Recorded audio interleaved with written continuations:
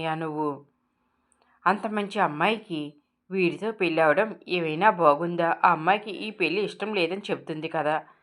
అందుకనే ఈ పెళ్ళి ఆపడానికి ఒక 2 గంటలు ఇతన్ని ఇక్కడ ఉంచుతాము. తర్వాత పెళ్ళి ఆగిపోతుంది. తర్వాత మనం ఇతన్ని వదిలేయచ్చు అంటే మీరు చెప్పేదంతా బాగానే ఉంది. కానీ ఇదంతా జరిగింది మన చక్రి కారణంగా అని వాళ్ళకి తెలిస్తే ఇంకేమైనా ఉందా అని మాధవ్ చాలా కంగారు పడిపోతాడు. ఇక కేశవ్ అయితే, ఏంటన్నయ్య నువ్వు ప్రతిదానికి కంగారు పడిపోతావు?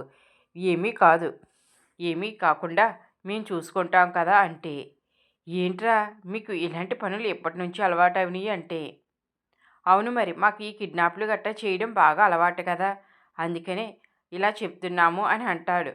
కన్నా అయితే, అది కాదురా కేశవ్, ఇంకేమీ మాట్లాడక అన్నయ్య అని అంటాడు. కన్నా కూడా, అవునన్నయ్య, ఆ అమ్మాయి ఎంత బాగుంది.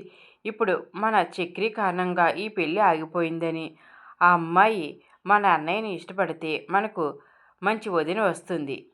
ఇక మన బృందావనం కూడా మెరిసిపోతుంది అని ఆనందపడతాడు. చాలేరా నువ్వు ఇలా తయారవ్వావు.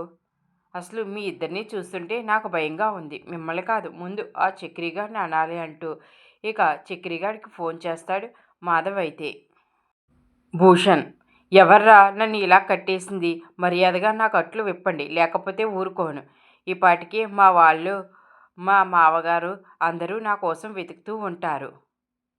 ఇక మాకున్న పలుకుబడితో మిమ్మల్ని ఏం చేస్తానో చూడండి అంటూ ఇక అరుస్తూ ఉంటాడు. ఇక మాధవ్ భూషణ్ అలా మాట్లాడుతుంటే చాలా కంగారు పడిపోతాడు. ఒరే వాడు ఎలా చెప్తున్నాడో విన్నాడు కదా, వాడికి చాలా పలుకుబడి ఉందంట. వాడు మనల్ని ఏమైనా చెయ్యొచ్చు, జైల్లో అయినా పెట్టించవచ్చు అని అంటుంటే, లేదన్నయ్య అదేమీ జరగదు అని ఇక మాధవ్కు ధైర్యం చెప్తారు కేశవ, కన్నా. ఇక భూషణ్ కనిపించడం లేదని మహాలక్ష్మి ఇంట్లో వాళ్ళు చాలా కంగారు పడిపోతూ ఉంటారు. ప్రతాప్ అయితే భూషణ్ వాళ్ళ నాన్నని, మీకు ఎవరైనా శత్రువులు ఉన్నారా అంటే, నాకు ఎవరు శత్రువులు లేరు, నేను ఎవరి గొడవకు వెళ్ళను అని చెప్తాడు.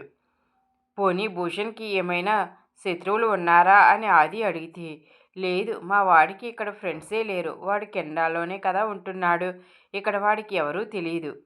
అయినా ఎందుకోసం కిడ్నాప్ చేశారో పోలీస్ కంప్లైంట్ ఇద్దామా అని భూషణ్ వాళ్ళ నాన్నంటే, వద్దు నేను నా మనుషుల్ని పెట్టి వెతికిస్తాను అని ప్రతాప్ అంటాడు. ఆది, నువ్వు మన మనుషుల్ని తీసుకుని వెళ్ళి ఇక అల్లుడి గారు ఎక్కడ ఉన్నా తీసుకురావాలి అని చెప్తాడు. ఇది మన కమ్యూనిటీలో తెలియనివ్వకు అని ప్రతాప్ ఆదికి చెప్తాడు. అలాగే నాన్న, మీరు చెప్పినట్లే చేస్తాను, ఇప్పుడే బయలుదేరతాను అని ఇక ఆది అయితే భూషణ్ని వెతకడానికి బయలుదేరతాడు. మహాలక్ష్మి అయితే ఇక భూషణ్ కనిపించడం లేదు, పెళ్ళి ఆగిపోయిందని చాలా ఆనందపడిపోతూ ఉంటుంది. డ్యాన్స్ చేస్తూ ఉంటుంది, కానీ వాళ్ళ దగ్గర బాధగా ఉన్నట్లు నటిస్తూ ఉంటుంది. ఇక అవతల వైపు నుంచి చక్రి, ఇదంతా నేనే చేశాను అని సైగ చేసి చెప్తాడు. ఇక మహాలక్ష్మి, ఇదంతా నువ్వే చేసావా, థ్యాంక్ యూ అని చెప్పి చాలా ఆనందపడిపోతుంది. మాధవ్ ఫోన్ రావడంతో చక్రి బయటకు వచ్చి, ఏంటన్నయ్య చెప్పు అంటే, ఏంట్రా చెప్పేది, నువ్వు చేసేది ఏమైనా నీకు అర్థమవుతుందా? అయినా ఇలాగ కిడ్నాప్ చేయడం ఏంటి? ఇప్పుడు ఈ విషయం ఊళ్ళో తెలిస్తే, ఇప్పటికే ఊళ్ళో మనకు పరువు లేదు, ఇప్పుడు ఈ విషయం తెలిస్తే ఇక మన గురించి నలుగురు నానా రకాలుగా మాట్లాడుకుంటారు. అదేం లేదన్నయ్య, అతను కాంట్రాక్ట్ జరిగే సైట్లోనే ఉంచాము, అతని సైట్లోనే ఉంచిన వాళ్ళని ప్రాబ్లం ఏమీ లేదు. ఈ పెళ్లి ముహూర్తం దాటిపోగానే వెంటనే అతన్ని విడిచిపెడదాం అని అంటాడు. ఏమోరా, నాకైతే కాళ్ళు చేతులు ఆడడం లేదు. ఇక మీ తమ్ముళ్ళు కూడా నీకు సపోర్ట్గా ఉన్నారు, నాకేమో చాలా కంగారుగా ఉంది అని అంటే, లేదన్నయ్య ఇదంతా ఏమీ జరగదు, మన మీదకి ఏమీ రాదు, నువ్వు కంగారు పడకు అని మాధవ్కు చక్రి చెప్తాడు. ఇక భూషణ్ ఇంకా రాలేదని భూషణ్ వాళ్ళ అమ్మ చాలా కంగారు పడిపోతూ, వదిన ఏంటి ఇప్పటి వరకు భూషణ్ ఆచూకీ తెలియలేదు, వాడు అసలు ప్రాణాలతో ఉన్నాడా